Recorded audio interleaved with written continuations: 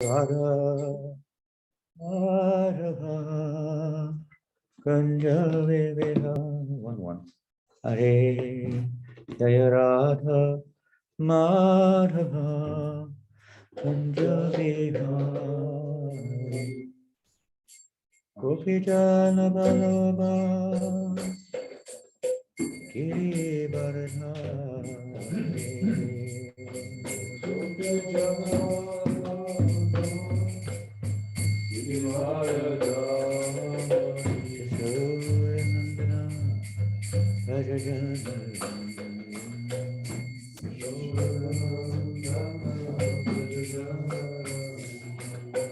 Yamana Kira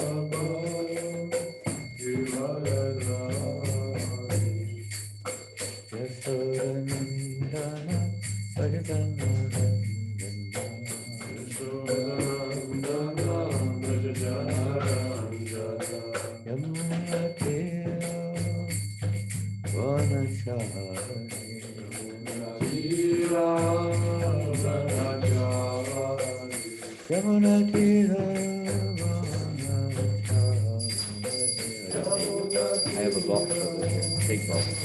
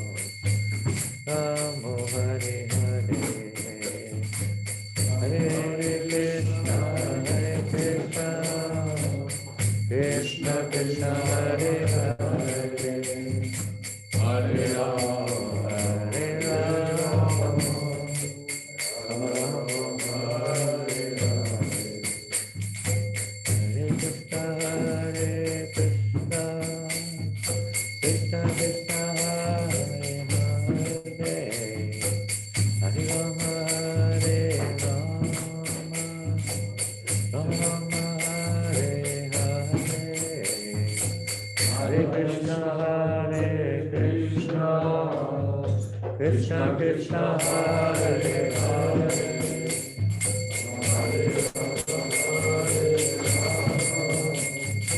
Rama Rama Hare Hare, Hare Krishna Hare Krishna, Krishna Krishna Hare Hare, Hare Rama Hare Rama, Rama Rama Hare Hare, Hare Krishna Hare Krishna, Krishna Krishna Hare Hare, Hare Rama Hare Rama, Rama Rama Hare Hare, Hare Krishna Hare Krishna, Krishna Krishna Hare Hare, Hare Rama Hare Rama, Rama Rama Hare Hare, Hare Krishna Hare Krishna, Krishna Krishna Hare Hare, Hare Rama Hare Rama, Rama Rama Hare Hare, Hare Krishna Hare Krishna, Krishna Krishna Hare Hare,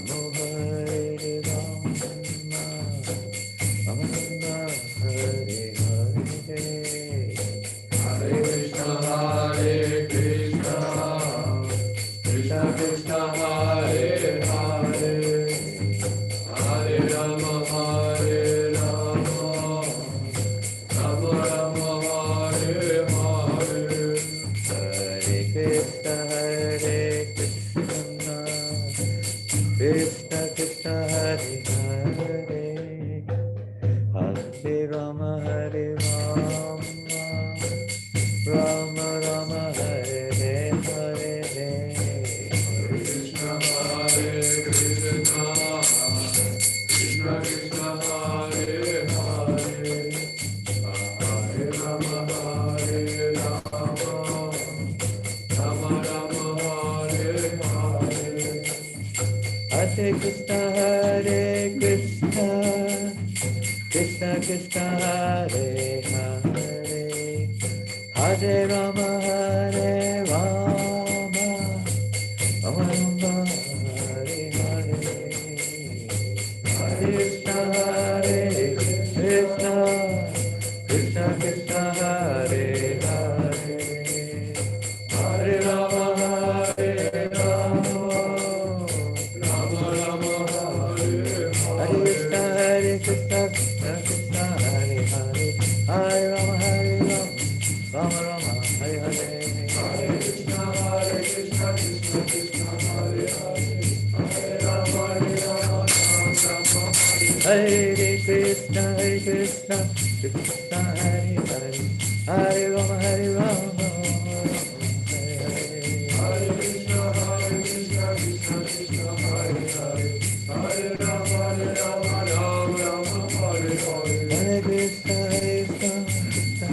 Hare Hare, Hare Rama Hare Rama, Rama Hare Hare, Hare Krishna Krishna Krishna Hare Hare, Hare Rama Hare Rama, Rama Hare Hare, Hare Krishna, Hare Krishna, Krishna Krishna, Hare Hare, Hare Rama, Hare Rama, Rama Rama, Hare Hare, Hare Krishna, Krishna Krishna, Hare Hare, Hare Rama, Hare Rama,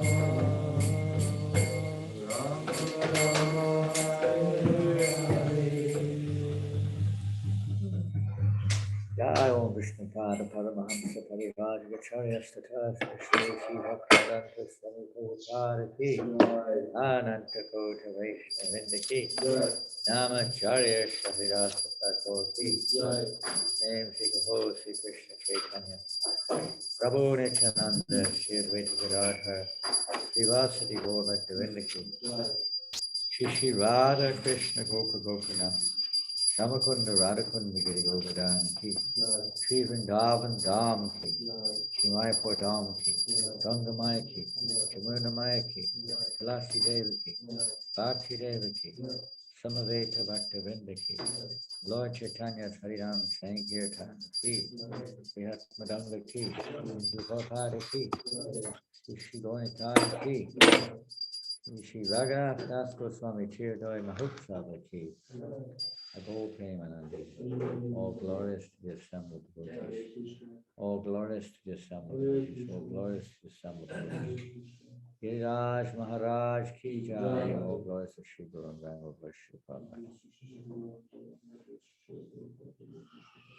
Nama Om Vishnu Padaya Krishna Prasthaya Bhutale Srimate Bhakti Vedanta Swami Namani Namaste Saraswate Deve Gauravani Pacharine Nirvasesha Sunyavadi Vastakare Shakarine. Hare Krishna. Anshakaupa Turubhyascha Kripa Sindhu Vyevacha Atidam Pavanebhyo Vaishnavebhyo Namo Namaha Om Namo Bhagavate Vasudevaya Om Namo Bhagavate Vasudevaya Om Namo Bhagavate Vasudevaya. Hare Krishna, everybody, dear devotees, wherever you are, I'd like to welcome you today for Srimad Bhagavatam, Canto 1, Chapter 2, Text 16 this morning. Famous verse, as we find in this chapter so many very extremely important verses and prominent verses. So this is something that Vasika can share on screen and not text 16 of this chapter. It's just coming now. Here we are.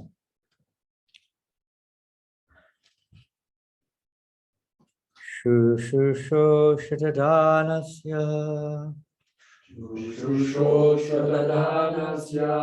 Vasudeva Kataruchihi Shanmahat Sevaya Vipra Punyatirtha Nishevanat Shushusho Shatadanasya Vasudeva Kataruchihi Shanmahat Sevaya Vipra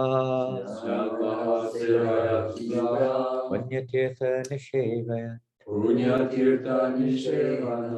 Shushusho Shradanasya Vasudeva Kataruchihi Shanmahat Sevaya Vipra Punyatirtha Nishevanat. Form for the word for word. Shushusho, one who is engaged in hearing. Shrudadanasya, with care and attention. Vasudev, in respect to Vasudev. Kata, the message. Ruchihi, affinity. Shat, is made possible. Mahatsevaya, by service rendered to pure devotees. Vipraha, O twice born. Punya Tirtha, those who are cleansed of all vice. Nishevana, by service. Translation and purport by Srila Prabhupada. If anyone wants to come over here and sit in the chair, you may well do, because some of this is going to be screen presentation, but it's up to you. You can hear it. No problem. O twice born sages, by serving those devotees who are completely freed from all vice. great service is done. By such service, one gains affinity for hearing the messages of Vasudeva. Purport. The conditioned life of a living being is caused by his revolting against the Lord. There are men called Deva, or godly living beings, and there are men called Asuras, or demons, who are against the authority of the Supreme Lord. In the Bhagavad Gita, 16th chapter, a vivid description of the Asuras is given, in which it is said that the Asuras are put into lower and lower states of ignorance, life after life, and so sink to the lower animal forms and have no information of the absolute truth, the personality of Godhead. These Asuras are gradually rectified to God consciousness by the mercy of the Lord's liberated servitors in different countries according to the supreme will. Such devotees of God are very confidential associates of the Lord. And when they come to save human society from the dangers of godlessness, they are known as the powerful incarnations of the Lord, as sons of the Lord, as servants of the Lord, or as associates of the Lord. But none of them falsely claim to be God themselves. This is a blasphemy declared by the Asuras, and the demoniac followers of such Asuras also accept pretenders as God or his incarnation. In the revealed scriptures, there is definite information of the incarnation of God. No one should be accepted as God or an incarnation of God unless he is confirmed by the revealed scriptures. The servants of God are to be respected as God by the devotees who actually want to go back to Godhead. Such servants of God are called Mahatmas or Tirthas, and they preach according to a particular time and place. The servants of God urge people to become devotees of the Lord. They never tolerate being called God. Sri Chaitanya Mahaprabhu was God himself according to the indication of the revealed scriptures, but he played the part of a devotee. People who knew him to be God addressed him as God, but he used to block his ears with his hands and chant the name of Lord Vishnu. He strongly protested against being called God. Although undoubtedly he was God himself, the Lord behaves so as to warn us against unscrupulous men who take pleasure in being addressed as God. The servants of God come to propagate God consciousness, and intelligent people should cooperate with them in every respect. By serving the servant of God, one can please God more than by directly serving the Lord. The Lord is more pleased when he sees that his servants are properly respected, because such servants risk everything for the service of the Lord, and so are very dear to the Lord. The Lord declares in the Bhagavad Gita 18:69 that no one is dearer to him than one who risks everything to preach his glory. By serving the servants of the Lord, one gradually gets the quality of such servants, and thus one becomes qualified to hear the glories of God. The eagerness to hear about God is the first qualification of a devotee eligible for entering the kingdom of God. Cida. Bhagavatam Cida. That's the end of the purport to this very wonderful verse. Go back to the. Today is a very wonderful day, at least on our calendar here. Yeah, that's the only problem. You might appear and reappear at Govardhan, which is nice, but it looks a little odd from the other end. Some kind of ghost coming in and a surah kind of entering the devotees, but I mean, it looks like popping in and out like that. Modern technology we have. Or the stones are alive of Govardhan. Yeah. Anyway, it's wonderful. We can remember to go over that hill. So today on the Vaishnav calendar, it may not be the same, of course, where you are, in Australia, New Zealand, Malaysia, wherever you are. But here in Europe, today is the very wonderful anniversary of the great festival of Chiradoi Mahotsava, the festival of Raghunath Das Goswami. And I'm going to try to somewhat, I know, obviously not completely. Is it possible to close? There's a very loud noise. Is it a washing machine or what is it? It's the washing machine. Yeah, maybe we can close the door, be a little less distracted. Yeah, so a little bit try to relate this pastime to today's verse. The essence, you could say, of today's verse is the mercy of the Lord coming through the pure devotees of the Lord. Without mercy, there's no question of spiritual advancement, because everything in one sense is based upon mercy. Even the material world is a form of mercy, although we may sometimes see it otherwise. Everything exists by the mercy of the Lord. So especially devotional service is wholly and solely. We can make our effort, of course. We can try as we may, best we can, to serve the pure devotees of the Lord, but ultimately it depends on the Lord's mercy. Our advancement, Krishna consciousness, everything depends on that mercy. So this pastime of Raghunath Das Goswami, one of the 6 Goswamis of Vrindavan, eternal associate of the Lord, Rati Manjari in the spiritual realm, as one of the most intimate Manjaris, making various arrangements there for, especially for Radharani and her in the cooking department, apparently. Rati Manjari is especially significant. When you cook, anyone who's a cook knows how important it is that everything is where you need to know it. I mean, if you ever go into a kitchen and everything's a mess, upside down, everything's in a different place to where it was last time, it's very disconcerting and very disturbing. And it may be such that, you practically find it very difficult to prepare the preparations. Look in the salt can and there's sugar in there instead of salt. You don't know where the sugar is. There's no butter, and instead you've got margarine, and it's like, it's very difficult.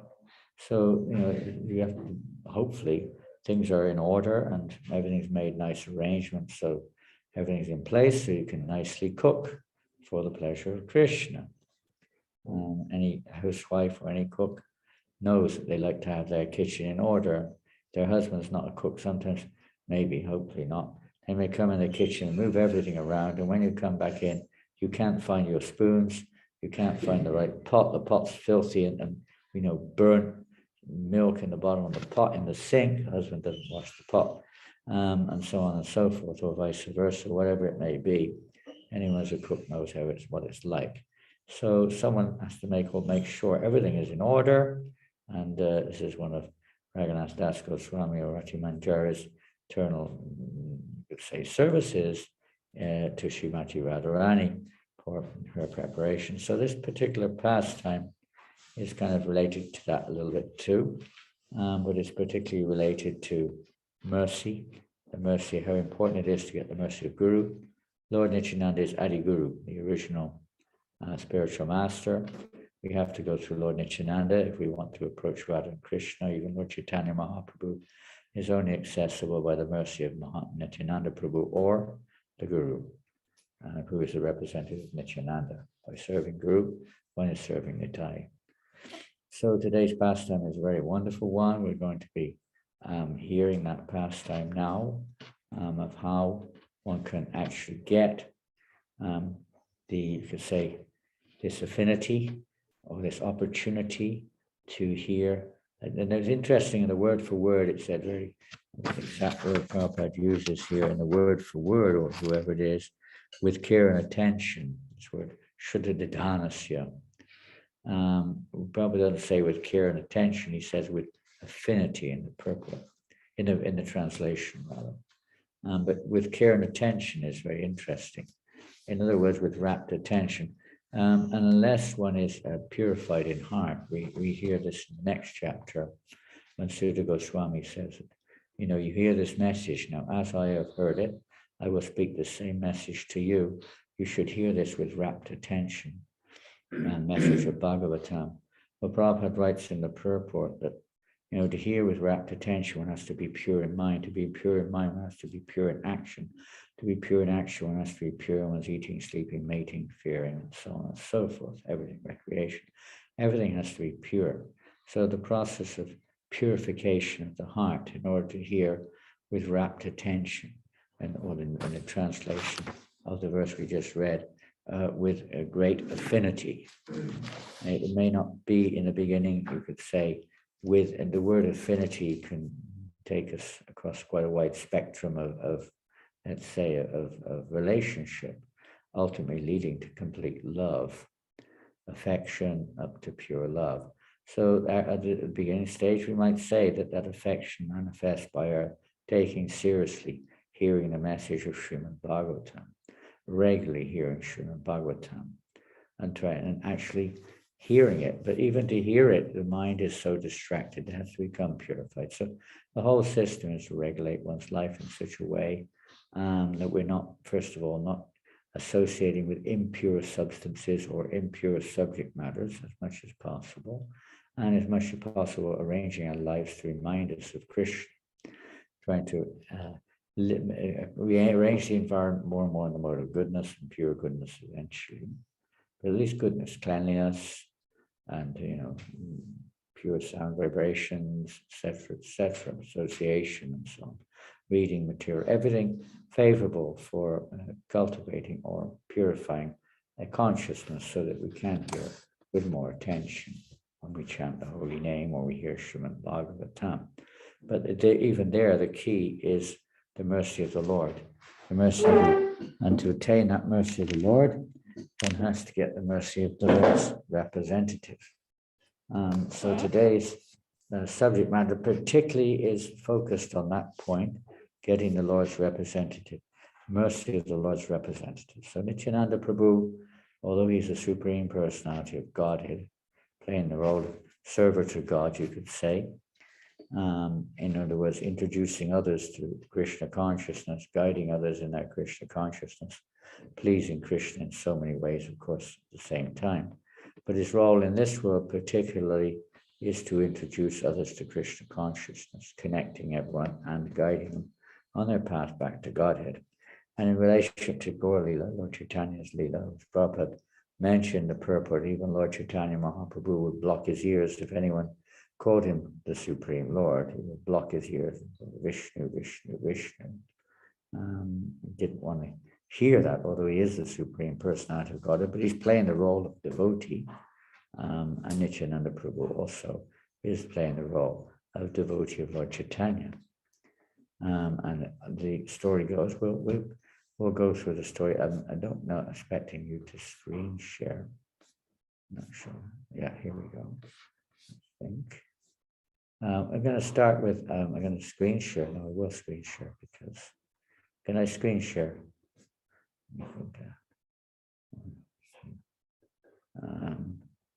Share screen, here we go. There we are. And let me know if you can see it. Can you see it on your mobile? Have you got your mobile open? Yes, Maharaj. It's visible, okay. So this is there are many pictures of this glorious event. Some of you are very familiar with it. Some of you may not be at all familiar with it. You will find this in the Chaitanya Charitamrita, in the Antya-lila. Lord Chaitanya meets Raghunath Das Goswami, and there are many pastimes in that chapter. This is one of those pastimes. The whole chapter describes some of the glorious pastimes of Raghunath Das Goswami.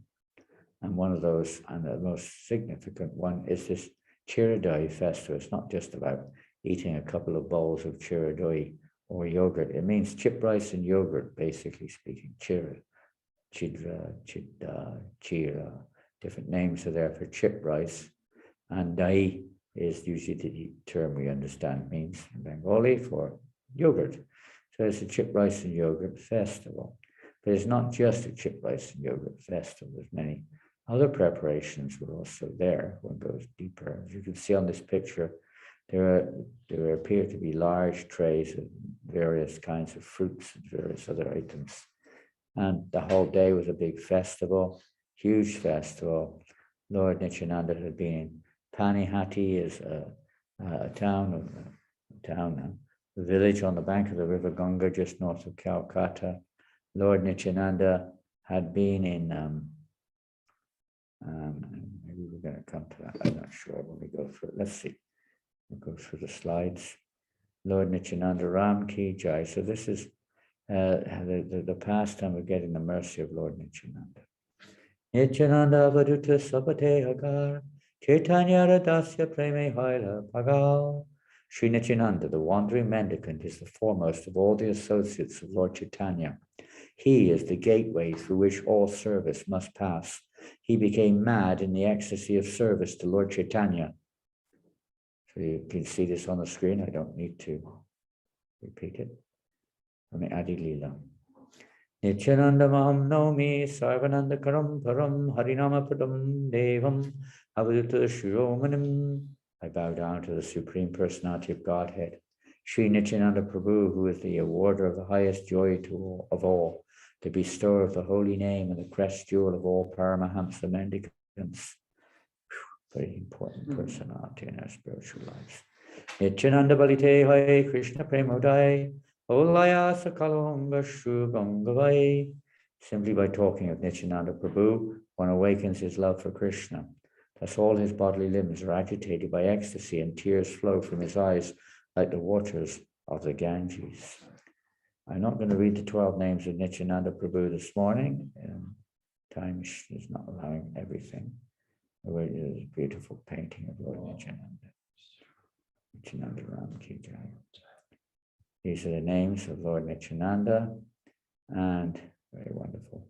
One who recites these 12 auspicious names of the moonlight Nityananda Chandra every day between 6 a.m. and 8:30, well, we're too late, will become free from all difficulties and attain all his most cherished desires.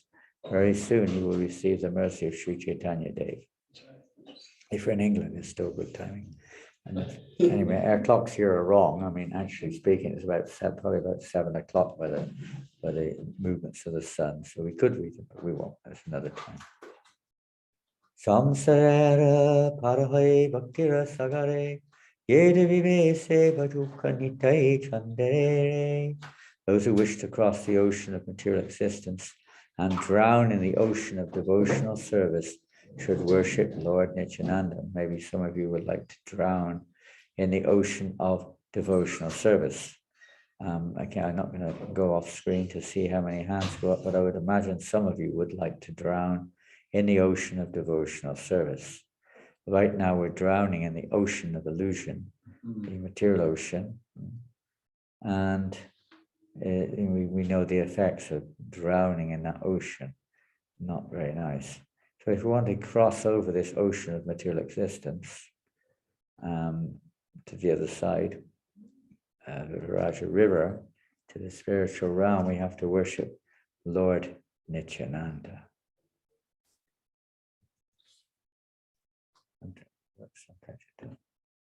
Nityananda Ram Ki Jai. There's the lotus feet of Lord Nityananda. We have to take shelter of his lotus feet, which literally means you can literally take shelter looking, just gazing at his lotus feet, meditating upon the various symbols on his lotus feet. I don't know off by heart, but each symbol represents a various aspect of purification and evoking devotional moods, favorable moods, etc. There's a whole list somewhere of the various characteristics of each mark on Lord Nityananda's lotus-like feet. And they're very, as a whole, they're cooling, as we can see, like a million moons. Can we imagine how cooling that would be? You better put your overcoat on. Now you just let go and just immerse ourselves in the dust of the lotus feet of Lord Nityananda. And the blazing fire of material existence will be easily extinguished. And in practical terms, you could say that means to take full shelter of Lord Nityananda's wish, his will, to become his instrument, whatever way you wish to put it, to serve the spiritual master as a gateway to pure devotional service. Lord Nityananda is that gateway. Bhaktisiddhanta said, service to the spiritual master is the gateway. It's the same thing. The gateway, the door to pure devotion. You can't enter in. You can't just walk through the wall. It's not our business. That's illicit. Our business is to enter legitimately through the door. So Lord Nityananda is giving that ticket whereby we can enter the door into the ocean of pure devotional service, the unending ocean. The spiritual master, one who brings us to that door. guides us to that door. And so we can enter in, and of course, continuation of one's service in the purest sense begins once we enter that door. So by the mercy of Nityananda, that door is available, it's open. We have to take shelter and pray for the mercy of Lord Nityananda and take shelter of his mercy in the form of his devotees, his instructions, etc. So let's sing this beautiful song. It's so nice. Today we're going to try to meditate. Just meditate on Lord Nityananda. You have a picture of Nityananda in front of you if you can.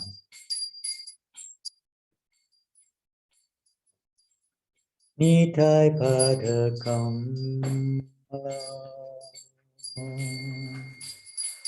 Koti Chandra Sushitala Nitai padakam Koti Chandra Sushitala Ye Jayai Jagata Jurai Ye Jaya Jagata Jurai Eno Nitai Dinevai Radha Krishna Krishna Paite Nai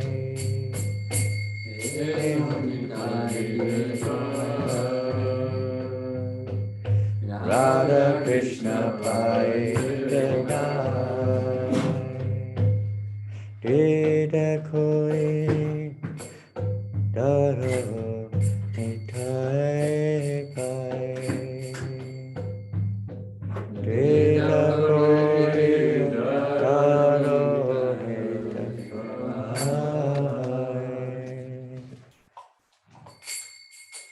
The lotus feet of Sri Nityananda are as cool as millions of moons. The whole universe gets peace by the shade of those lotus feet. Without the mercy of Sri Nityananda, nobody can get Radha and Krishna, the aim of human life. Therefore, catch hold of the two lotus feet of Sri Nityananda very tightly. Don't let go of devotional service. Se sambandha nahi jai Britta janma kelotha Se sambandha nahi jai Britta janma kelotha Se pasho orotu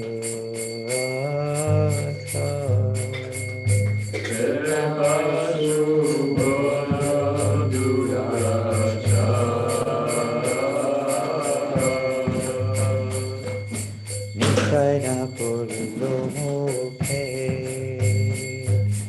Manjilo Samsara Sukhe Nisaina Purilomo Pe Manjilo Samsara Sukhe Vidya Kule Tikori Hibe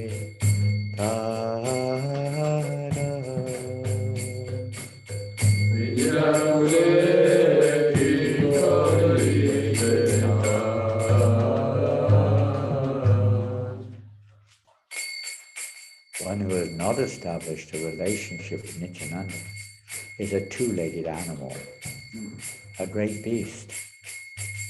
His whole life is finished. Basically, we're just wasting our lives. He can't be called a human being.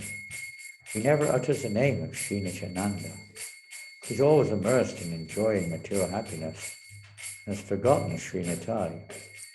He may have acquired all material scholarship and learning, but what is the value of such education? If someone can press the button, that would help. This will never help. Come here. Ahankari mata hoya Nitai pada Asariya Ankare Matahoya Nitai Pada Pasariya Asatyare Satyakori Mani Asatyare Satyakori Mani Nitaya Karuna Bhave Prajivada Krishna Bhave Nitaya Karuna Bhave Prajivada Krishna Bhave Daro Nitai Charana Dukhani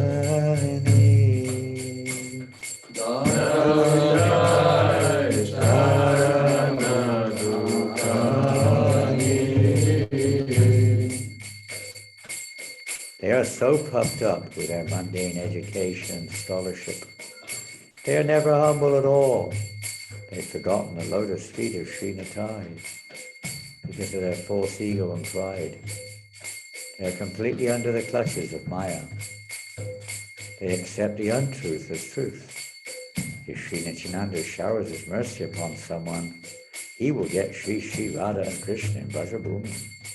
So catch hold of the two lotus feet of Lord Nityananda very tightly. Nitaya Charana Satya Tanara Sevaka Nitya Nitaya Charana Satya Tanara Sevaka Nitya Nitaya Para Sadakoro Asha Nitaya Para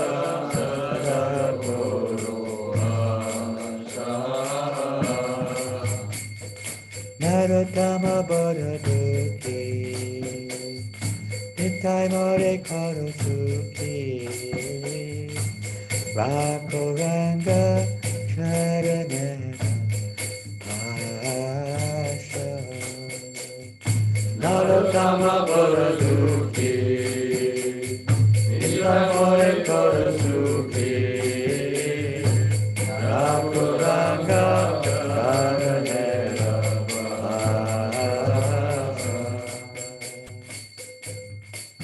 The lotus feet of Sri Nityananda are eternally true, and those followers or servants of those lotus feet of Sri Nityananda are also eternal.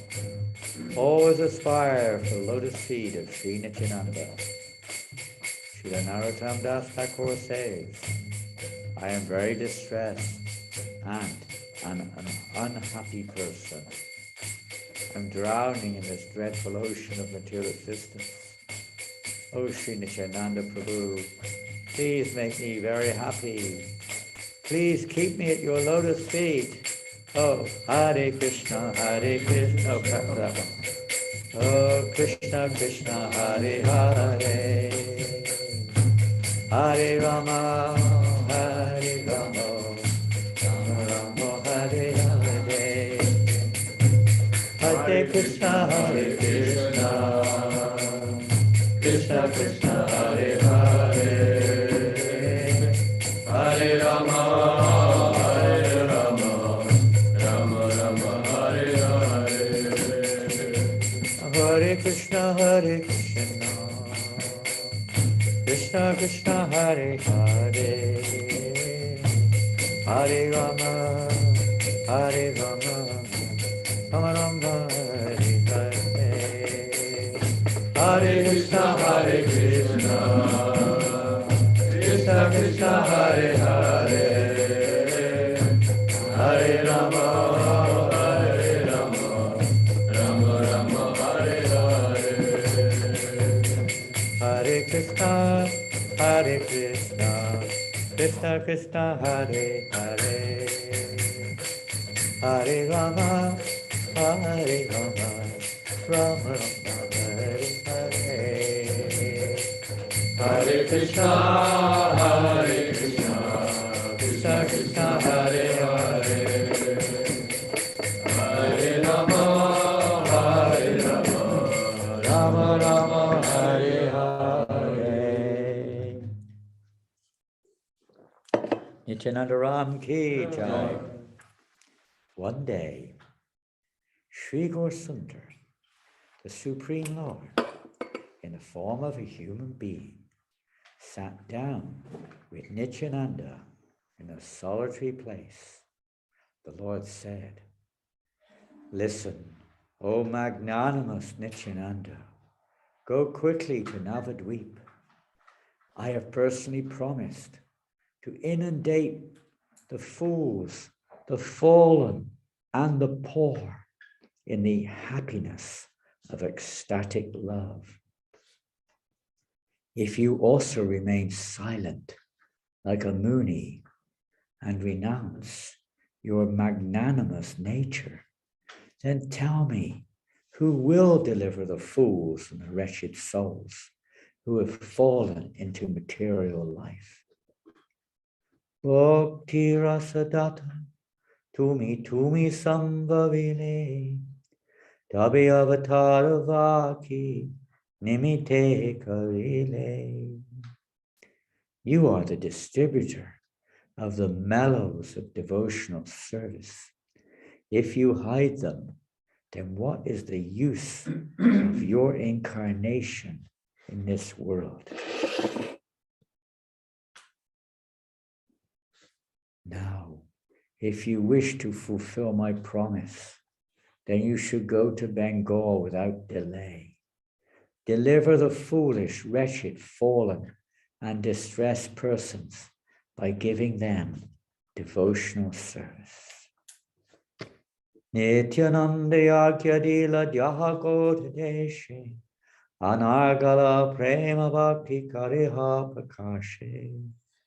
Sri Chaitanya Mahaprabhu ordered Nityananda Prabhu, go to Bengal and without restriction manifest devotional service to the Lord, Krishna consciousness. Nityananda Ram, Nityananda Ram, Nityananda Ram, Jaya Nityananda Ram. So he is the reservoir of all the various fruits of devotional service. And Lord Nityananda is now ordering him, Lord Chaitanya is now ordering him to go everywhere and distribute these fruits of love of God. Imagine if everyone is starving and you've got a warehouse of food and you don't open the door. What is your position? Not very commendable, to say the least. You'd be condemned. Or if you're a doctor on the battlefield and you have the medicine, and you're not doing anything to help cure the injured soldiers. So, of course, everything is the plan of the Lord and everything happens according to his will. So now the will of the Lord is the time for Nityananda to go and open the floodgates of love of Godhead. And consequently, not just in Bengal, but all over the world. So this pastime of one of the first pastimes in this, let's say, service of Lord Nityananda is his Panihati festival, where Lord Nityananda showers his mercy and also opens the door. Of course, Raghunath Das Goswami is an eternal associate of the Lord.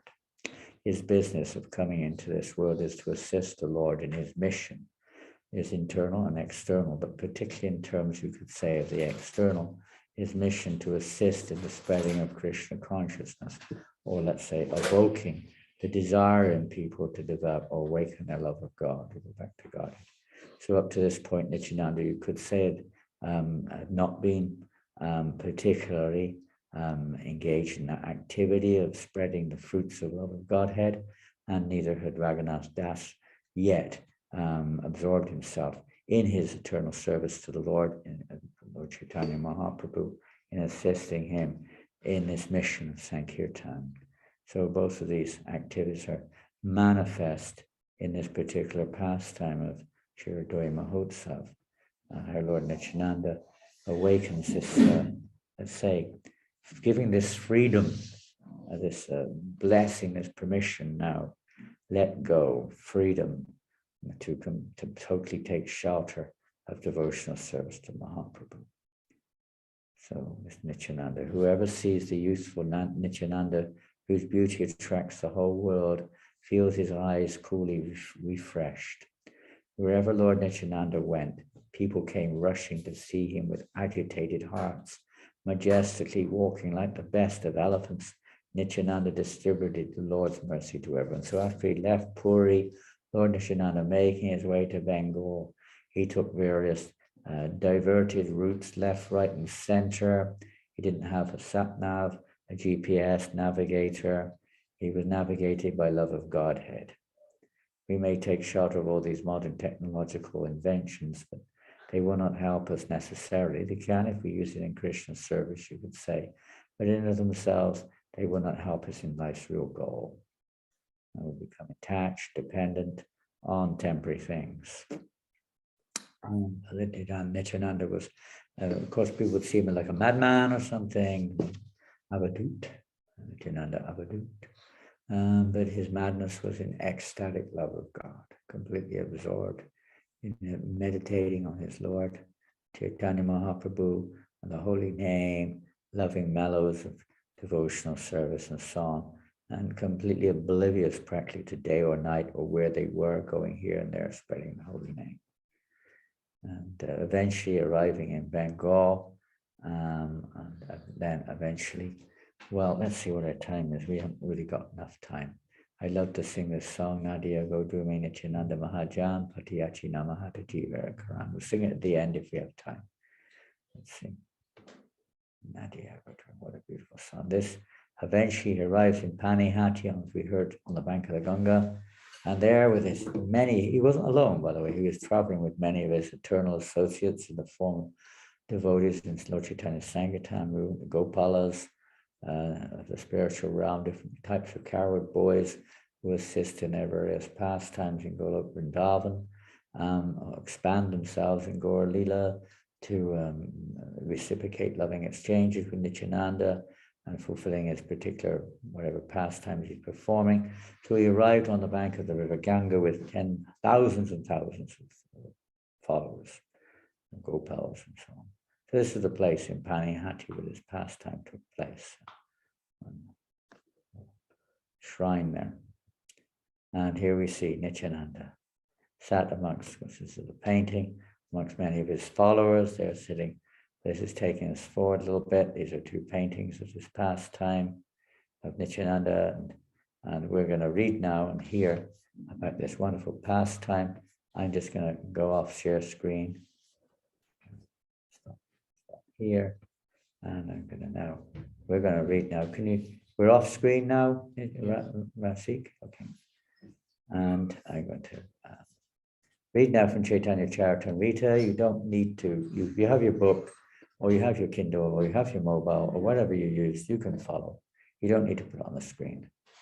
So this is from the Anchalila of the Chaitanya Charitamrita, Anchalila, chapter 6, text 35 onwards. 635 onwards. At this point of time, Raghunath Das Goswami, it happened to be that his family, he was the son of Govardhan Majumdar, and Ranya Majumdar was his uncle. They were very rich, super rich people, and they were big tax collectors as well as landowners and so on and so forth. And they had been collecting taxes on behalf of the Muslim government, now of Hussein Shah. But Hiranya and Govardhan have been collecting 2 million rupees tax, maybe whatever, monthly or whatever. And they'd only been giving 1.2 million to the king. So they were keeping quite a lot of the taxes. It's nothing unusual.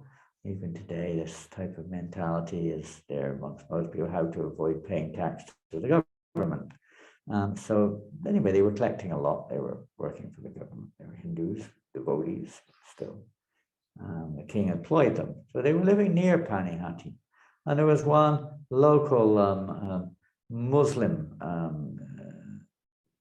also tax collector, and he became a little envious of the fact that they were keeping more than they should have done. He reported them to the king. The king on hearing the report, became somewhat upset and sent his men to arrest Govardhan and Haranya. What's going on here? You're taking government funds more than you should be. And when the guards came to their house, Haranya and Govardhan heard about it in advance and they left. They were not there, and only Raghunath was there. So he arrested Raghunath. Chaudhuri is his name. He arrested Raghunath, but Raghunath was so sweet and amazingly captivating, totally captivating, that the Chaudhuri became heart melted. Raghunath's arguments melted the heart of this Muslim Chaudhuri, and he released him and said, please make some arrangement to settle this affair, from which Raghunath did with his uncle and his father, and the Chaudhuri and the Nawab were satisfied, and life went on very happily. So Raghunath was an expert diplomat. He wasn't just a fact chanting the holy names. He was also an expert diplomat at that point of time. But he was, in one sense, disinterested in everything about material life. And this was bringing great concern to his parents. He was a young teenage boy, and they were wondering what to do when Raghunath had gotten the darshan when he was a little child of Haridas Thakur. Haridas Thakur was like his Siksha guru when he was a child. You know, Haridas used to come to their house and chant the holy name there. So Raghunath had Haridas's association as a little boy. And not long after that, when Mahaprabhu took sannyas, a little bit that time also, he got the association of Mahaprabhu again in Shantipur, and he was in mad ecstatic. His heart just was completely sold to Lord Chaitanya right from that little tiny boy. Later on, he again got Lord Chaitanya's association. Raghunath had been running away from home at every opportunity. He wanted to go and join Mahaprabhu wherever he was. His parents were really disturbed, and they did everything they could to keep him home. They had guards on the door. They would have guards. If he ran, they would run after him and catch him and bring him back home. What to do with this boy, he did not know. And eventually, the father had him married to the most beautiful girl, even more beautiful than Sachi, the wife of Indra. Most beautiful girl. He was but he was disinterested. And then again, he got the opportunity to meet Mahaprabhu. And this time Mahaprabhu comes. Somehow they managed to get there with guards maybe, but Mahaprabhu said, stop behaving like a madman. Stay at home, be responsible. So Raghunath Das, taking Lord Chaitanya's words to heart, and he said, in due course of time, of course, everything will be arranged, but now you stay at home. So Raghunath Das stayed at home and behaved like a, pounds, shillings, and pence man, as they say.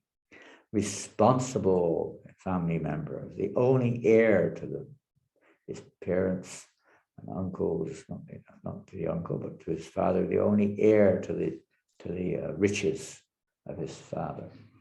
So he stayed at home and, going about his business, but totally detached.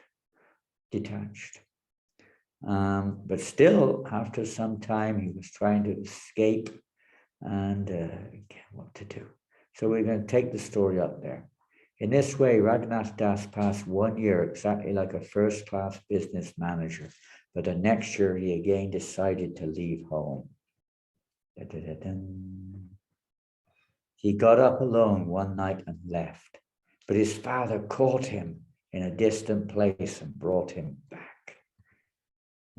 He could compare this sometimes to our own attachments in this material world. Attachments to family, attachments to society, attachment to various things we like in this material world, attachments to our independence, and so on and so forth, which drag us back from surrendering. Or rather, we should say we're attached to them, and because of our attachment to them, our surrender is not taking place. This became almost a daily affair. Raghunath would run away from home and his father would bring him back. Then Raghunath Das' mother spoke to his father as follows. Our son has become mad, she said. Just keep him by binding him with ropes. His father, being very unhappy, replied to her as follows. Raghunath Das, our son, has opulences like Indra, the heavenly king, and his wife is as beautiful as an angel. Yet all this could not tie down his mind. How then could we keep this boy home by binding him with ropes? It is not possible even for one's father to nullify the reactions of one's past activities. Lord Chaitanya Mahaprabhu has fully bestowed his mercy on him. Who can keep home such a madman of Chaitanya Chandra? Then Raghunath Das considered something in his mind. And the next day he went to Nityananda Goswami. He managed to get away because Nityananda was very close in Panihati, and Raghunath had heard about it. So he summarily managed to get away and went to Panihati to see Nityananda. In the village of Panihati, Raghunath Das obtained an interview with Nityananda Prabhu, who was accompanied by many kirtan performers, servants, and others. They've been having kirtan all day. In fact, if you ever go for this festival in Panihati, it's not only in Panihati, this festival honoring Raghunath Das Goswami Churdoi Mahotsav is celebrated in Bengali devotees, particularly in Vrindavan and many places in grand ways. They'll have kirtan will start early in the morning and go non-stop right through to the afternoon. Constant kirtan of the holy name, singing songs, glorifying this pastime. We only know a little tiny drop of the ocean of nectar. Let's say, not, I wouldn't say missing, but undernourished aspects of our devotional practices is entering into these various pastimes. Entering into them, maybe not, you could say, on the absolute platform, but at least on the platform of memory and absorption. Absorbing ourselves in these pastimes on these various days is one of the most, Bhaktivinoda Thakur says, Madhavatiti Bhakti Janani, one of the most nourishing aspects of devotional service, when we absorb ourselves in these various pastimes, these holy days, holy days, when we absorb ourselves in the Lord's pastimes or his devotees' pastimes, is one of the most nourishing of all aspects of devotion. So he says it's the mother. Bhaktivinoda Thakur describes it as the mother of devotion for those who observe these festivals. They act like a nourishment of the mother for the child. And the child nourishes the baby, nourishes the child like this. So it nourishes our tender creepers of devotional service when we absorb ourselves in these pastimes. So, or hearing about them, we should say. So Raghunath Das, getting that opportunity, took the opportunity and proceeded to Panihati. And there he saw Lord Nityananda sitting on a rock under a tree on the bank of the Ganges. Lord Nityananda seemed as effulgent as hundreds and thousands of rising suns. We've already heard how Lord Nityananda's lotus feet are like the cooling effect of millions of moons. But here we see Lord Nityananda seemed to be effulgent as hundreds of thousands of rising suns. How can such a personality be as cooling as millions of moons, we may wonder. And just looking at it from a different angle, different reasons. He brings light to our darkened lives, and in the form of the moon, sun and the moon. And there's a famous verse, one day Shri Krishna Chaitanya Nityananda Sahoti to go to Dahi Pushpapantochitoshimotamukta. How they've risen on the eastern horizon, Lord Nityananda and Lord Chaitanya Mahaprabhu, in order to dissipate the darkness of ignorance. Many devotees sat on the ground surrounding him. Seeing the influence of Nityananda Prabhu, Raghunath Das was astonished. Raghunath Das offered his obeisances by falling prostrate at a distant place. And the servant of Nityananda pointed out, there is Raghunath Das offering you obeisances. We went different angles, even out of humility, we may sometimes do it, shyness, immediately as soon as you saw Nityananda, you may offer your obeisances, like different ways you could look at it, but there's another angle which we hear now. Hearing this, Lord Nityananda Prabhu said, "You are a thief. Now you have come to see me. Come here, come here. Today I shall punish you." The Lord called him, but Raghunath Das did not go near the Lord. Then the Lord forcibly caught him and placed his lotus feet upon Raghunath Das's head. Lord Nityananda was by nature very merciful and funny. Being merciful, he spoke to Raghunath Das as follows.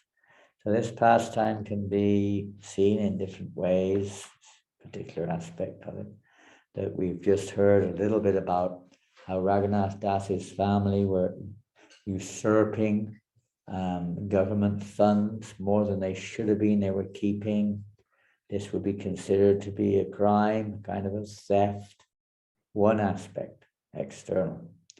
Internally, we already heard a little bit too that Raghunath Das is the eternal assistant of the Lord, helping in the preparations for the devotional service of the Lord, etc.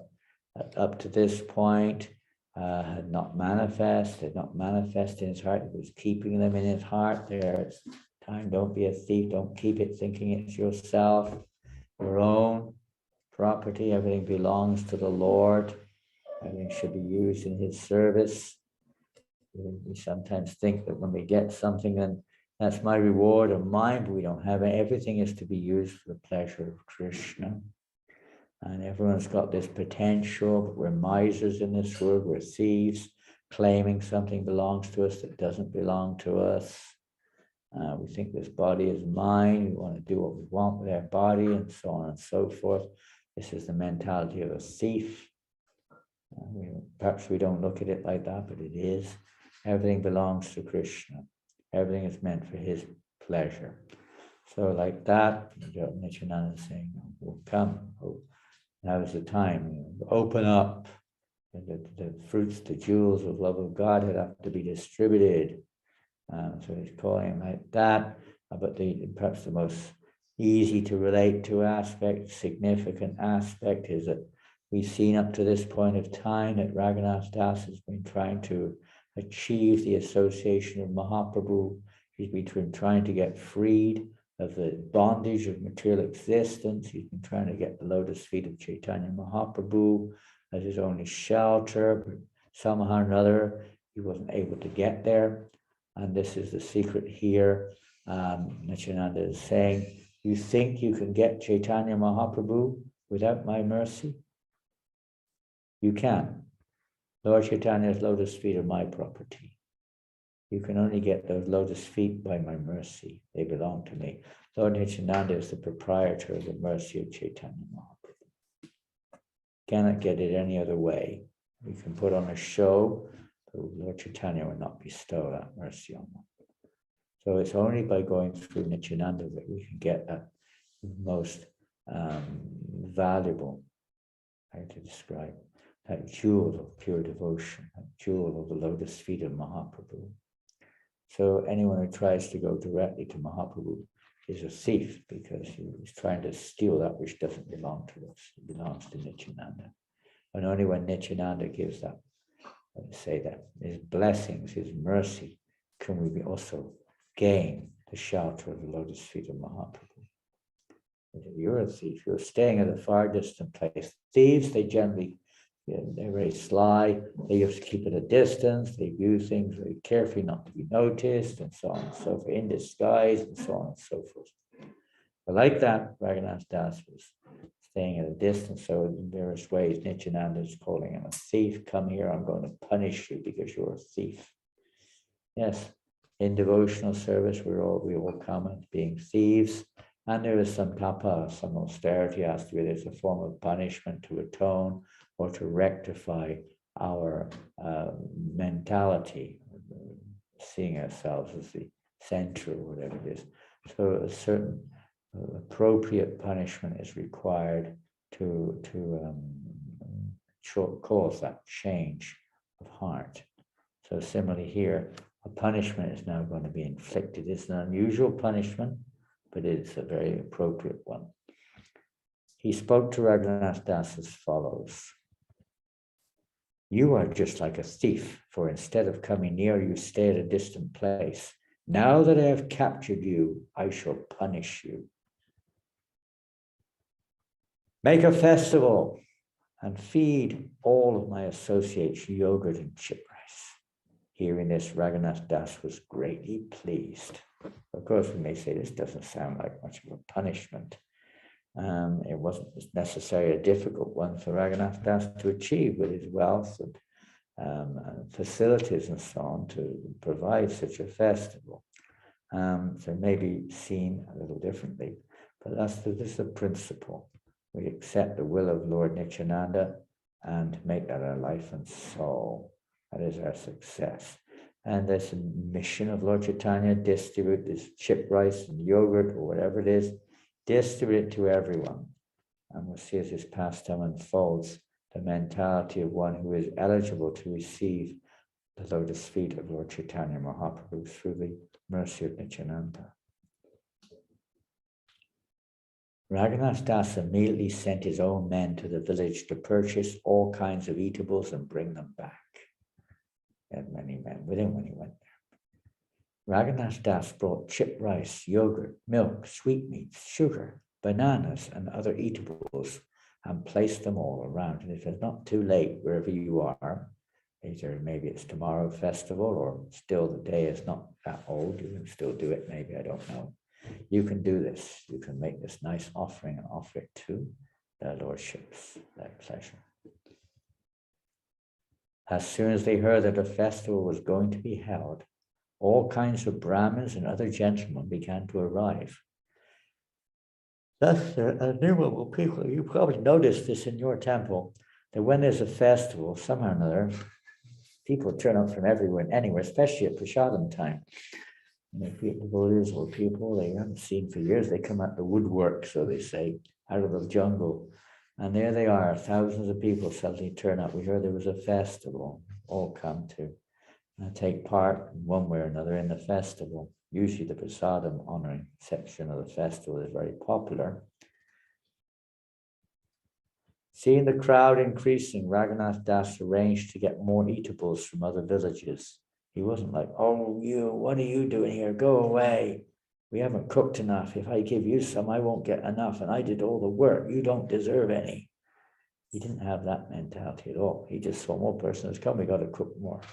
It's a lesson, big lesson. I remember when I was in Africa, sometimes we go to the Swami Narayan temple, sometimes in Mombasa, Nairobi, different places, and just watch how they were doing things. Thousands of people would come for prasadam on weekends, How are they feeding so many? It never seemed to end. So their cooking pot was amazing. They had this non-stop pots of boiling water, huge pots full of boiling water. And then they would have these huge kind of sieves that they would put in there. Like 8 men would have to pick them up in the pots.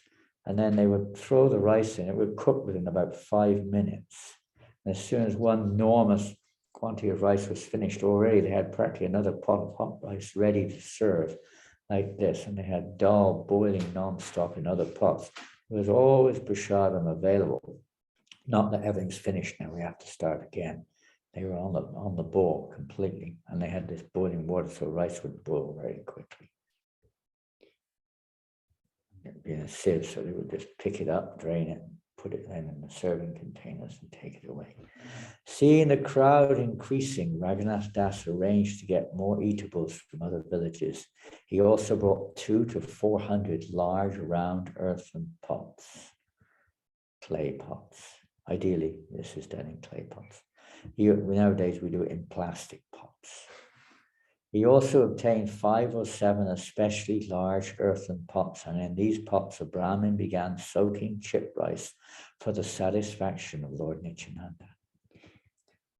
In one place, chip rice was soaked in hot milk in each of the large pots. Then half the rice was mixed with yogurt, sugar, and bananas. The other half was mixed with condensed milk and a special type of banana known as champa kala. I don't know what that is. Maybe it's not available. Then sugar. You can just use ordinary bananas. Then sugar, clarified butter or ghee, and camphor were added. And if you have natural camphor, even if you don't, you might make a little pinch there. But if you have natural camphor particularly, this makes a very delectable preparation, very pleasing to Radharani. She loves camphor, kheer with camphor especially. After Nityananda Prabhu had changed his cloth for a new one and sat on a raised platform, the Brahmana brought him the 7 huge pots. On that platform, all the most important associates of Sri Nityananda Prabhu, as well as other important men, sat down in a circle around the Lord. Another thing, usually we understand that for cooking for the Lord, one should be Brahmin initiated. Of course, in the home, that's different. But in the temples, the standards, so even Raghunath Das, the eternal associate, still, he's engaging Brahmins in making the preparations, etc. Among them, who were sitting around Lord Nityananda, were Ramdas, Sundarananda, Gadadhar Das, Marari, Kamalakar, Sadashiva, and Purandar. Dhananjaya, Jagadish, Parameshwar Das, Mahesh, Gauridas, and Hoda Krishnadas were also there. Similarly, Udaran Dat Thakur and many other personal associates of the Lord sat on the raised platform with Nityananda Prabhu. No one could count them all. Hearing about the festival, all kinds of learned scholars, Brahmins, and priests went there. Lord Nityananda Prabhu honored them and made them sit on the raised platform with him. Everyone was offered 2 earthen pots. In one pot, chipped rice with condensed milk, and in the other, chipped rice with yogurt. All the other people sat in groups around the platform. No one could count how many people there were. Each and every one of them was supplied 2 earthen pots, one of chipped rice soaking in yogurt, and the other of chipped rice soaking in condensed milk. Some of the Brahmins, not having gotten a place on the platform, went to the bank of the Ganges with their 2 earthen pots and soaked their chipped rice there. Others who could not get a place even on the bank of the Ganges sat down, got down into the water and began eating their 2 kinds of chipped rice. Thus some sat on the platform, some at the base of the platform, some on the bank of the Ganges, and they were all supplied 2 pots each by the 20 men who distributed the food. At that time, Raghava Pandit arrived there. Seeing the situation, he began to laugh in great surprise. Raghava Pandit also lived very close to Panihati. He brought many kinds of food cooked in ghee and offered to the Lord this prasadam. He first placed before Lord Nityananda and then distributed among the devotees. Raghava Pandit said to Lord Nityananda, "For you, sir, I have already offered food to the deity at home, but you are engaged in a festival here, and so the food is lying there untouched." Lord Nityananda replied, "Let me eat all this food here during the day, and I shall eat at your home at night.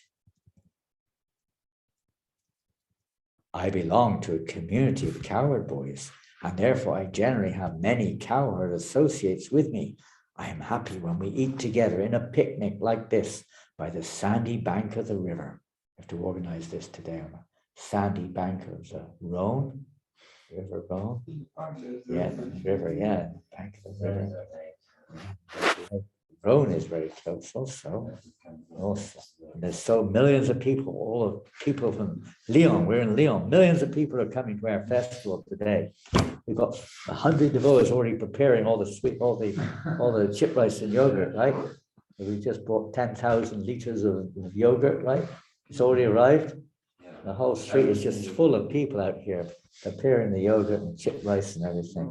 And we're going to take lorry loads of it down to the park. Millions of people are going to turn up. Everyone's going to get 2 pots of chip rice. Huh? And they're going to be covered. The park is going to be covered with millions of people with their chip rice and yogurt. What a day. When will that day be mine? Oh, we should look to this. And this is our movement of Krishna consciousness, how to inundate the world with prasadam everywhere. That everyone gets prasadam, no matter who they are, even the dogs and the jackals, everyone should get prasadam. Lord Nityananda made Raghava Pandit sit down and had 2 pots delivered to him also. There are 2 kinds of chip rice soaked in them.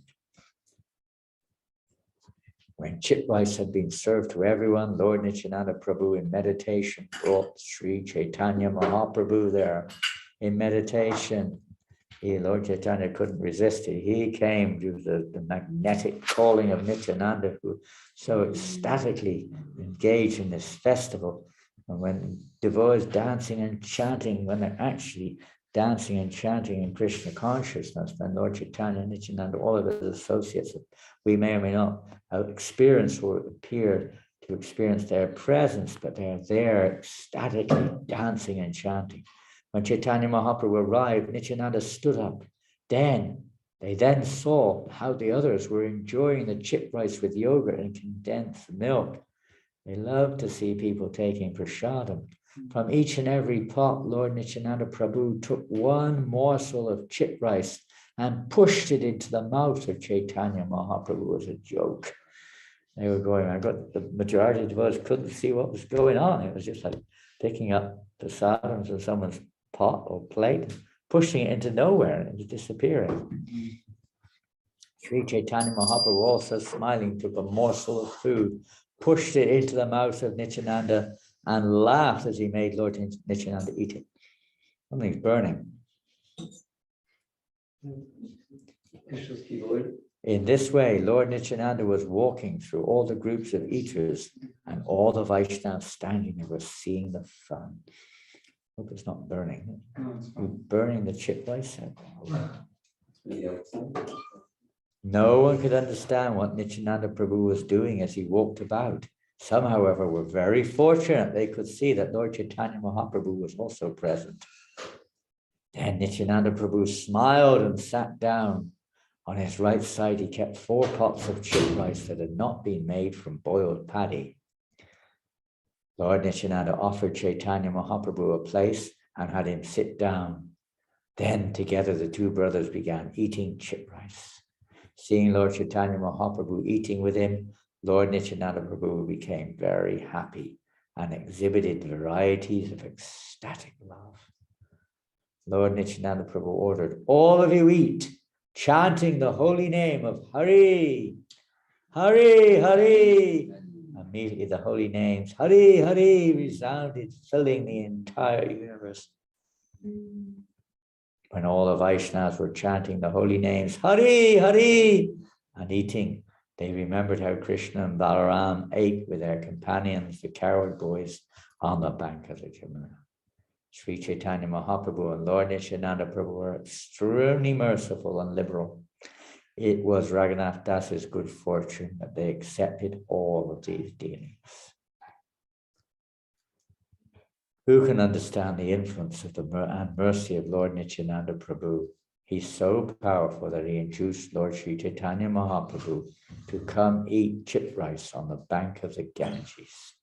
So it's not that we can see Lord Chaitanya Mahaprabhu, by the mercy of Lord Nityananda, Lord Chaitanya comes to see us. And he was very pleased to see the devotees chanting the name of Hari and taking prasadam. Very satisfied. When Lord's happy, everyone's happy. All the confidential devotees who were cowherd boys headed by Sri Ramdas were absorbed in ecstatic love. They brought the bank of the Ganges, they thought the bank of the Ganges to be the bank of the Jamuna. When the shopkeepers of many other villages heard about the festival, they arrived there to sell chip rice, yogurt, sweetmeats, and bananas. And they set up all their stores all around to sell their products, like they do sometimes at devotional festivals.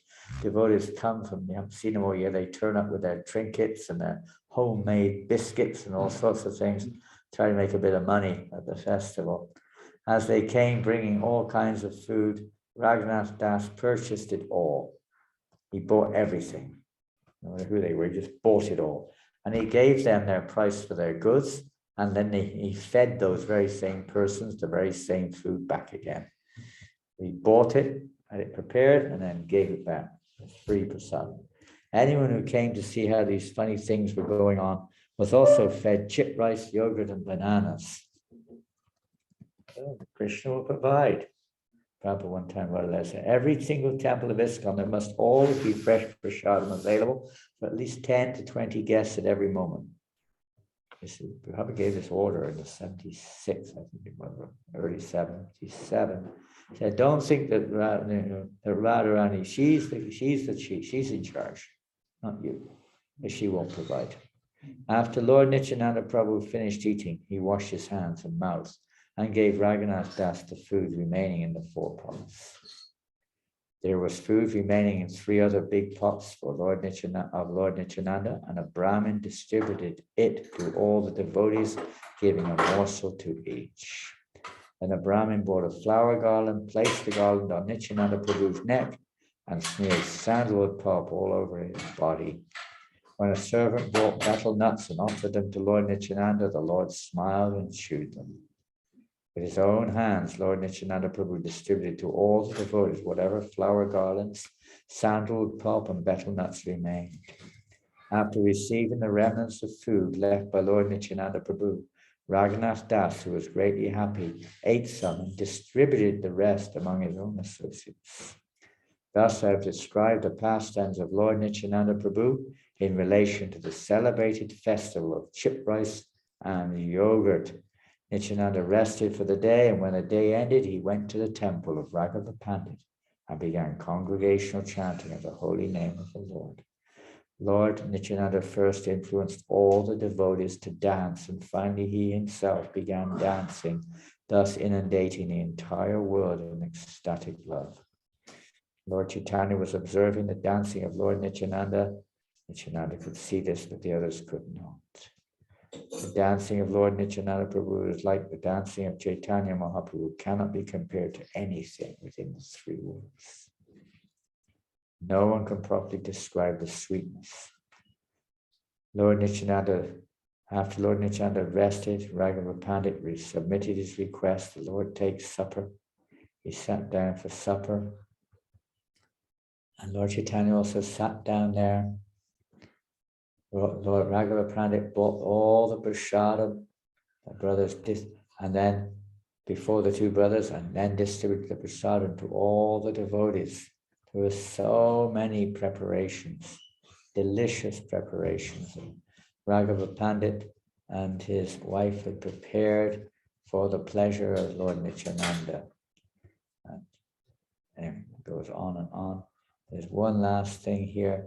He said actually that Radharani personally cooked in the kitchen of Raghava Pandit. He was always cooking there. Lord Chaitanya would always come there for prasadam, even if unseen.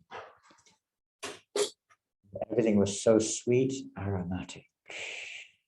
And then the devotees present requested Raghunath to sit down and take prasadam. Raghava said he'll take later. Everyone was filled up to the mouth with prasadam. They'd already had a feast at lunchtime, now another feast. Lord Chaitanya's movement's full of feasting. Very nice. Decorated them with sandalwood pulp and so on, and betel nuts were again given. And then Raghava Pandit, being very merciful towards Raghunath Das, offered in the dishes with the remnants of food left by the 2 brothers. Such mercy. And he said, Lord Chaitanya Mahaprabhu has eaten this food. If you take his remnants, you will be released from the bondage of your family. This is the knot is being cut by the mercy of Raghava Pandit, who is giving him the remnants of Lord Chaitanya and Lord Nityananda. If you honor these remnants, then your bondage, you will be released from the bondage of your family. The Supreme Lord always resides either in the heart or in the home of the devotee. This fact is sometimes hidden, sometimes manifest.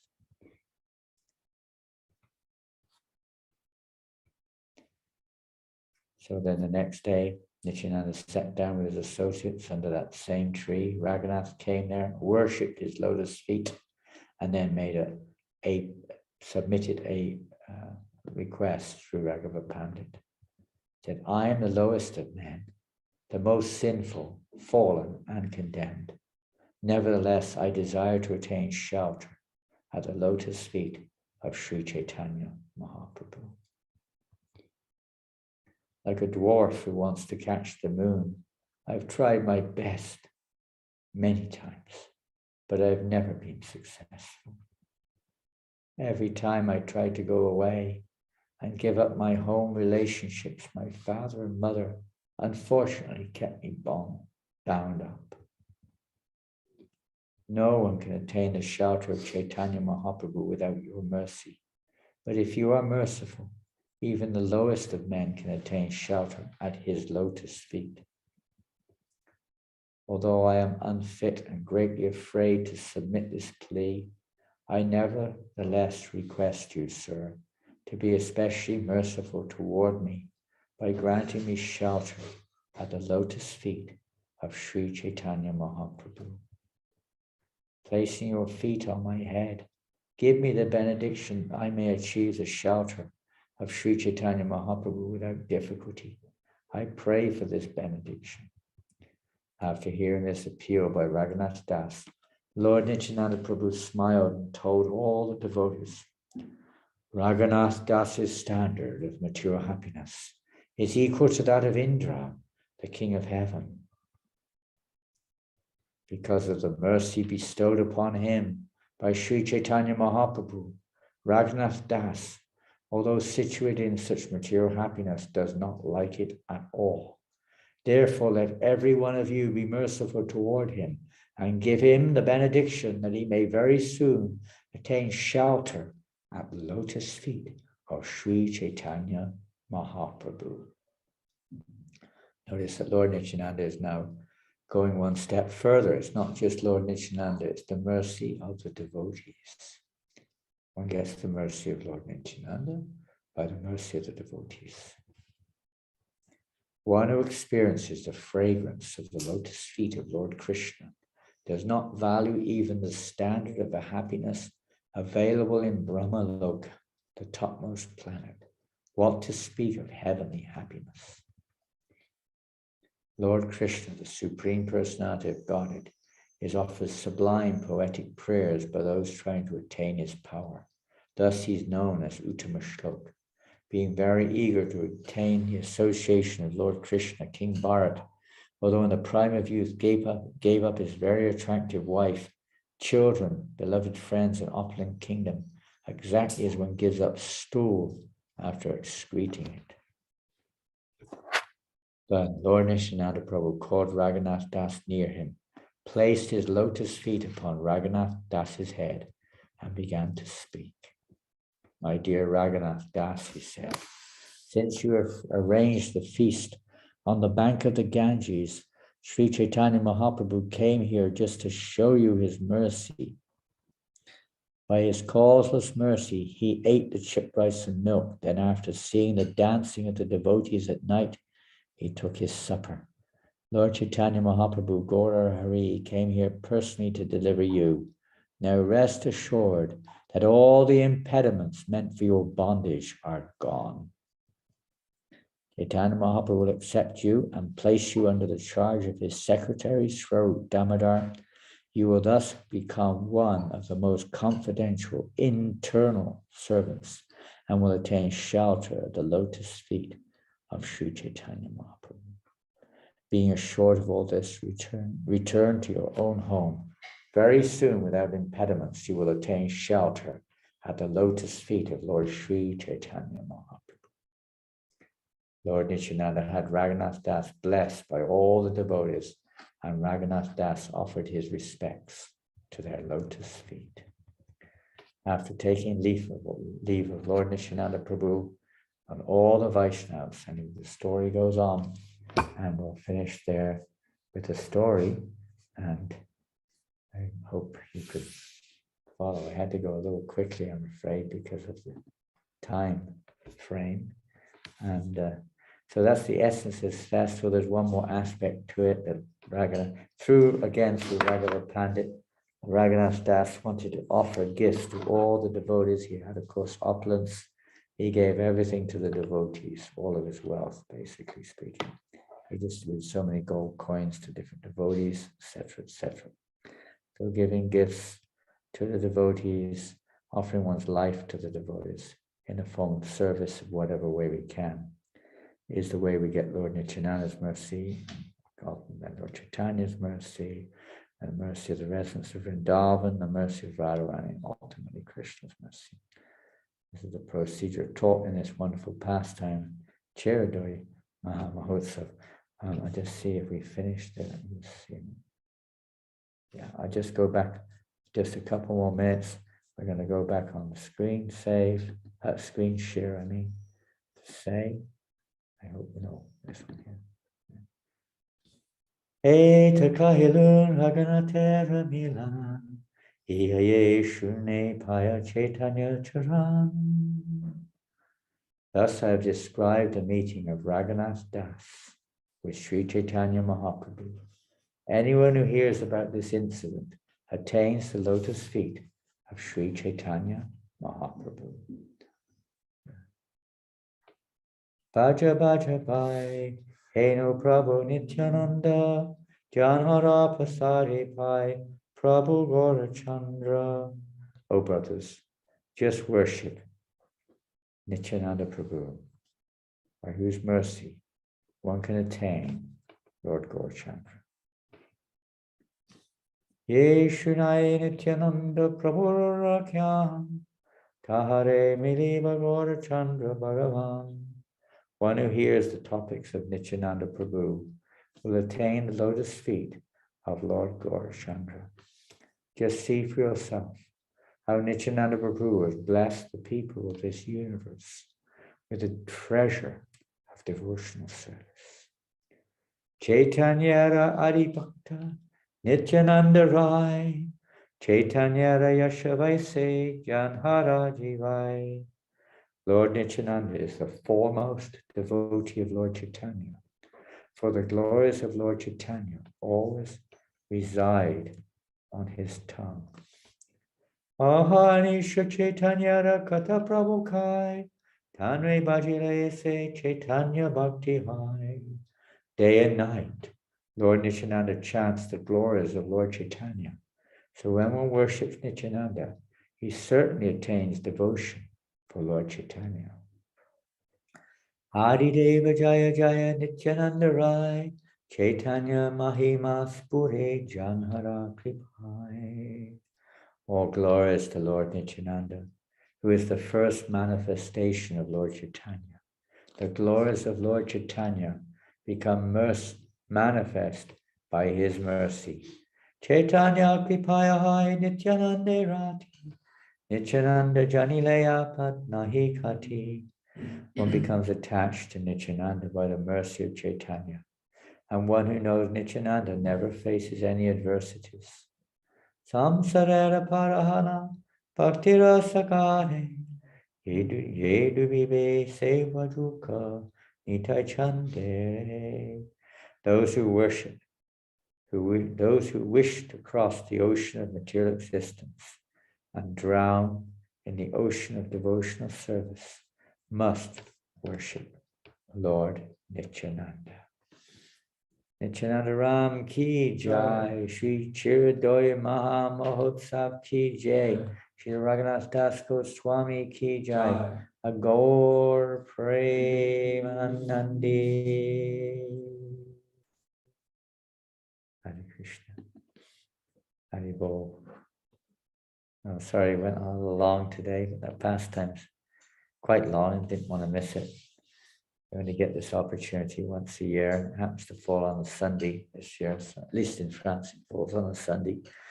Wherever you are, maybe it's different, but it doesn't matter. To remember these pastimes is the secret of getting that mercy, the mercy of Lord Nityananda. Hare Krishna. So I guess we'll finish there. The Sankirtan movement is basically the same thing. Everyone around us is a thief. They're running away from Krishna consciousness, and their business is to pull them in and given this opportunity to get Nityananda's mercy, proper Lord Nityananda's mercy. What the Sankirtan movement is doing through Sankirtan, chanting the holy name, prasad distribution, book distribution, different ways of bringing those thieves who are staying at a distance and getting the dust of Nityananda's lotus feet on their heads so that their spiritual lives can begin.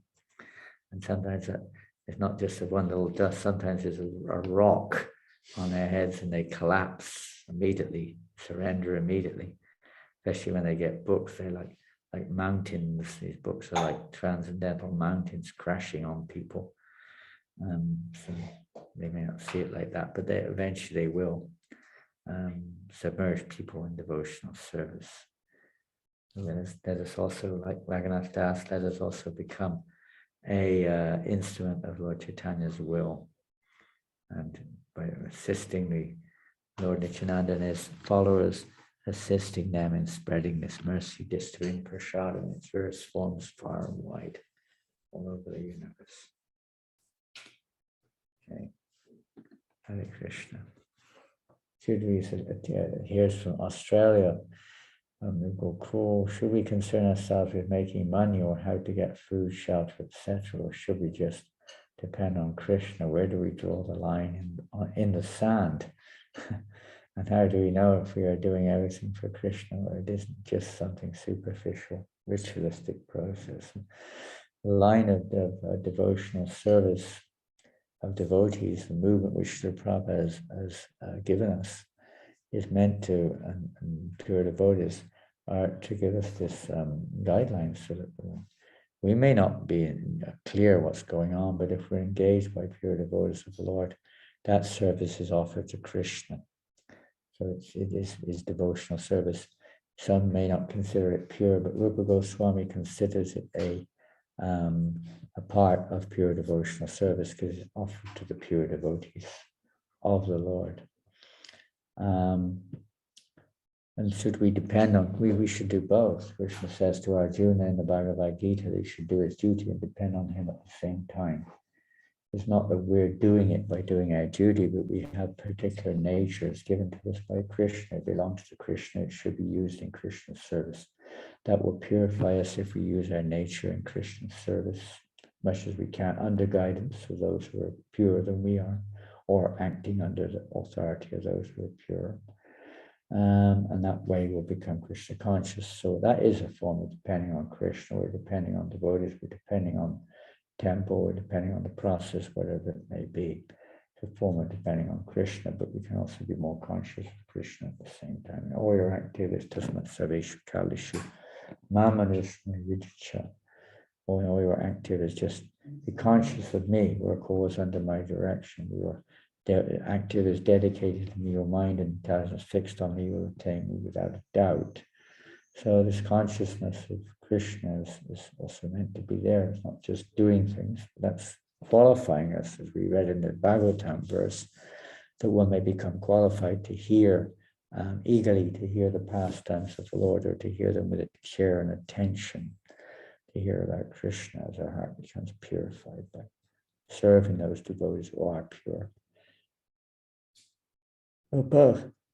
Our goal of life is to depend on Krishna, in one sense, is to please Krishna. It's not even thinking about depending on Krishna. It doesn't necessarily consciously occupy our consciousness, but one's automatically depending upon Krishna, is thinking how to please Krishna. As far as collecting things, that depends again on what one's role in life is concerned. The goal of life is not to collect. Prabhupada writes that the spiritual master is not pleased when he sees his disciple bring in lots of money. He's pleased when he sees his disciple following the process of devotional service, because that leads to the goal. Bringing money may be okay as a part of becoming prepared, but even more pleasing is when we're following the process of devotional service, as you can read in the 12th chapter of Bhagavad Gita, where Krishna gives Arjuna various stages of, you could say, or various levels to follow according to our degree of surrender. So, giving money is fine, or collecting money is fine. It can be pure devotional service if we're totally detached and only attached to using it in Krishna's service. It may not be. We may still have some mixture there. So where do you draw the line in the sand? Well, that's usually drawn ultimately well, not ultimately, but generally in the association of devotees, we find what is the better balance, what is the more appropriate balance according to our particular conditioning that we're in. If we find for instance, by raising money that we'll be losing our interest in hearing and chanting, or that we're not even hearing and chanting, we're too busy making money, we are doing something grossly wrong. That means we've gone far too far on one side of the fence. And if on the other side, especially if we're married householders, our family are not getting any attention, they're not getting any food, they'll be complaining, they leave, then we've certainly gone too far on the other side of the fence. One has to sort of have a little bit of intelligence. And if we don't have any, we discussed in the association of devotees where to draw that line, that balancing line. Thank you very much, Hare Krishna. Here's another one. France. Please accept.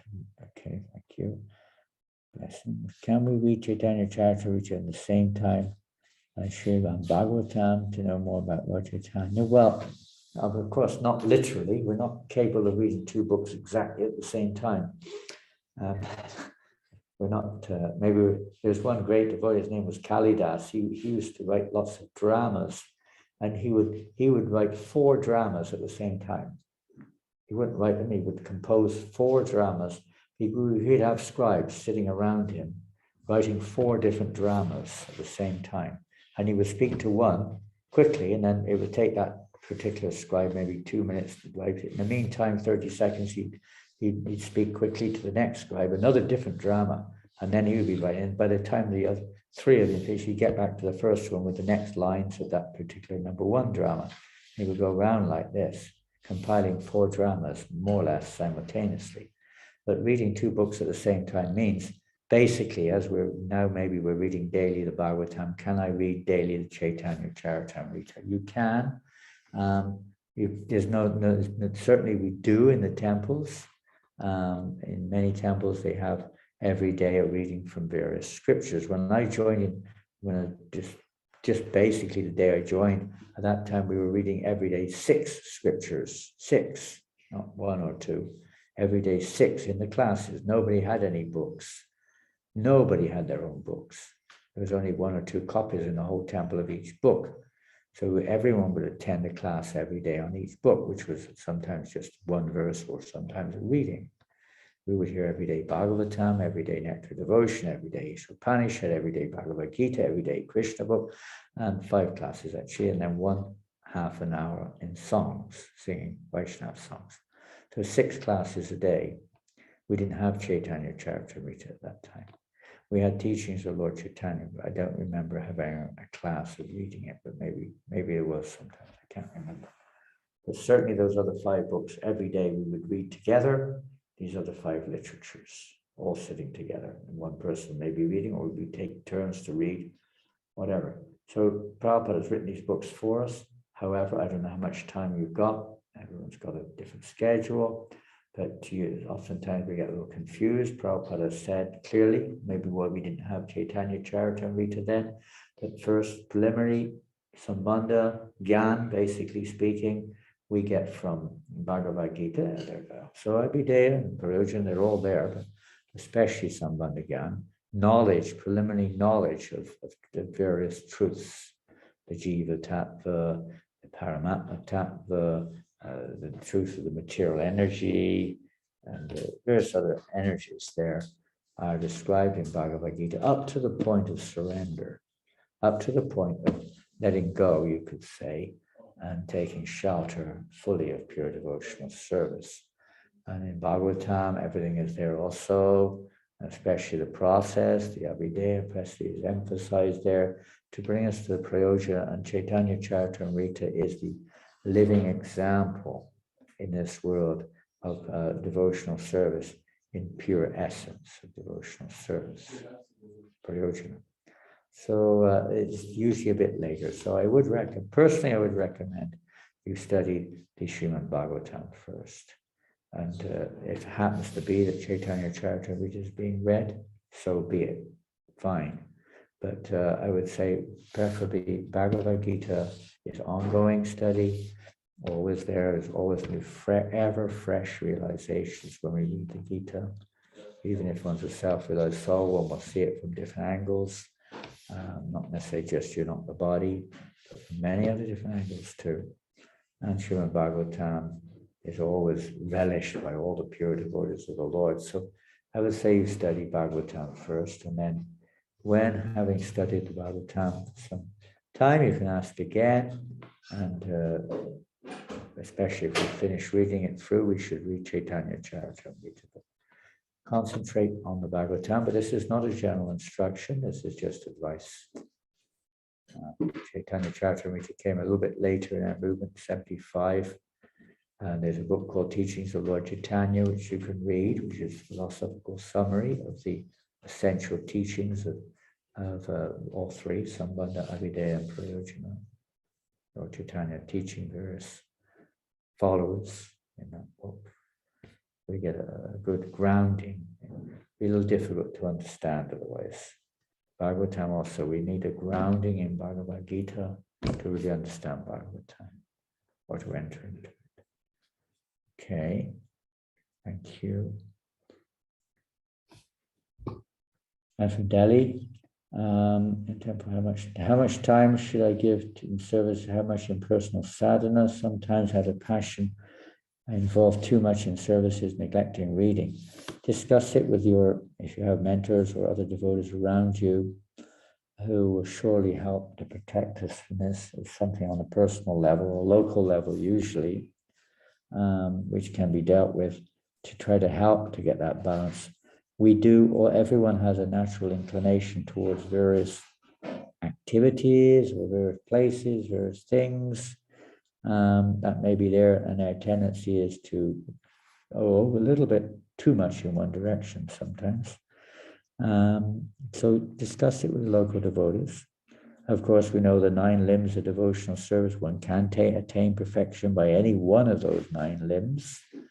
At the same time, the danger is because we're not so transcendental, we're not living in such a transcendental environment in general, that without hearing and chanting, we can easily lose the goal and become in the mentality of thinking I'm the doer, and seeing ourselves in the center and so on, enjoying the fruits of our services, etc. We have to be very careful. So hearing and chanting is essential for everyone. How much depends.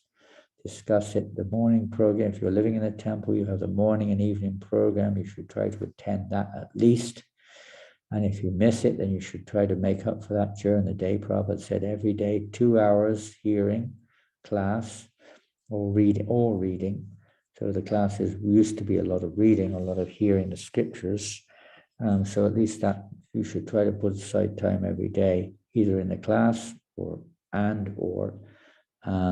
reading whenever you get spare time. Usually we have a lot of time, we don't notice it, but we waste a lot of time. Try to fill that time up by hearing and chanting. Okay, well, thank you all very much. I'm going to finish there today. We have a lot of cooking to do. We have to feed at least 2 million people here today in Lyon, in the park, right? And the devotees are all going out now, gathering up assistance to cook huge vats full of prasadam. And anyway, we'll see what happens. Maybe we can feed 1 or 2 people in the park today if we're lucky. Maybe we can feed some birds in the park. But hopefully we'll be able to distribute prasad to somebody in the park in Lyon today. We're having a festival in the park next to the river. And we'll try to remember Raghunath Das Goswami's Chip Rice Festival. This way, hopefully we'll get the mercy of the Lord Nityananda. Nityananda Ram, Nityananda Ram, Nityananda Ram, Jaya Nityananda Ram, Nityananda Ram, Nityananda Ram, Nityananda Ram, Jaya Nityananda Ram, Nityananda Ram, Nityananda Ram, Nityananda Ram, Jaya Nityananda Ram.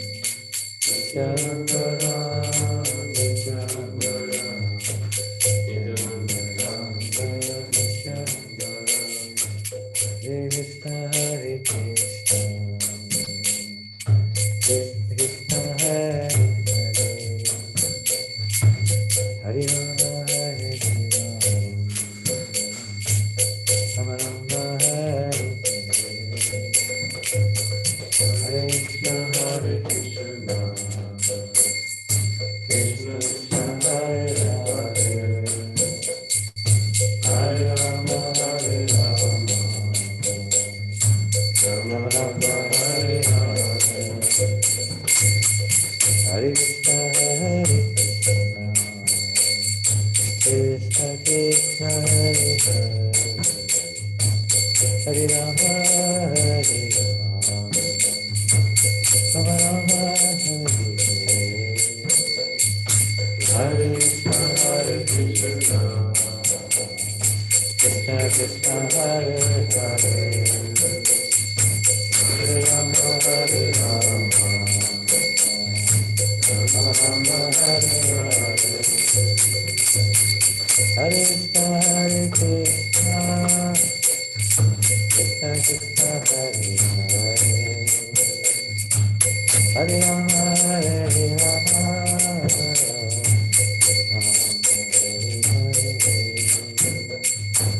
Hare Krishna, Hare Krishna, Krishna Krishna, Hare Hare, Hare Krishna, Hare Krishna, Krishna Krishna, Hare Hare, Hare Rama, Hare Rama, Hare Krishna, Hare Krishna, Krishna Krishna, Hare Hare, Hare Rama, Hare Rama, Rama Rama, Hare Hare Krishna, Hare Krishna, Krishna Krishna, Hare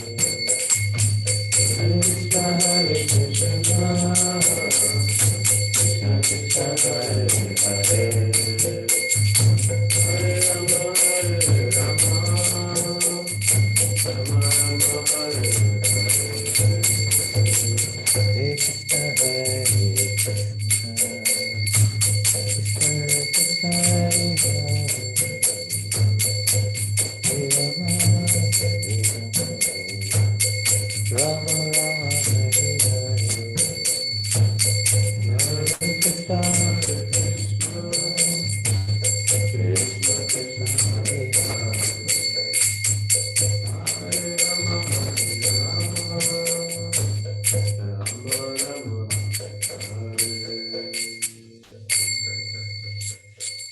Go Premanande, Prabhupada Ki Jai.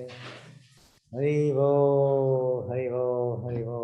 Bless His Divine Grace, Sri Raghunath Goswami, and Chirodoi Mahotsav Ki Jai. So Hare Krishna, everybody. Hare Krishna, Krishna. Hare Krishna, Hare Krishna, And Mataji. traveling this week in France. We have Rath Yatra coming up in 2 weeks today in Paris. If you want to come, you're welcome. 2 weeks today in Paris. Wonderful Rath Yatra. Harinam Ruchi are coming. A few devotees are coming from here and there, from London and America. Thanks. So, Hare Krishna.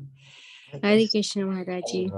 Hare Ho, Hare Ho. Hari Bol, Hari Bol. Hare Krishna Maharaj.